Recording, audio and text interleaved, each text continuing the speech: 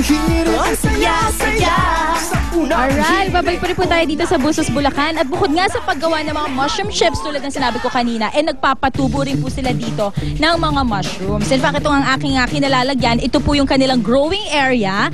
At sa pag-aalaga nga doon ng mga mushrooms, kailangan daw ay ito ay bombahan ng tubig at least 3 times a day. Gamit itong tinatawag nila na bomba nga. So ito, babanlian lamang yung mga mushrooms natin. Sabi na 3 times a day, once sa umaga, tapos isa sa tanghali at isa sa gabi. At kapag tapos yan, okay na po siya. At para malaman daw kung yung mushroom ay pwede nang i-harvest, kailangan ganito daw kalalaki yung kanyang itsura. At kapag ganyan na nga ang itsura, pwede na siyang tanggalin at gawing ng mga mushroom chips. Alright, so tuloy-tuloy pa rin po ang aking pagdidilig dito sa ating mushroom trip. Dito po yan sa Busos, Bulacan. Anyway, balik po tayo sa studio.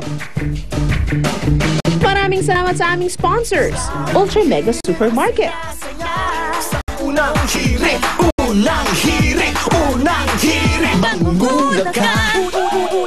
Unang hirit. Mas masarap ang inyong gising. Happy birthday, Okay.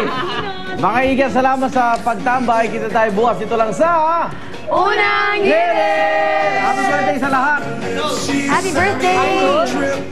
Ang programang ito ay inihatid sa inyo ng Mercury Drug. Gising 24 oras sa mga piling lugar.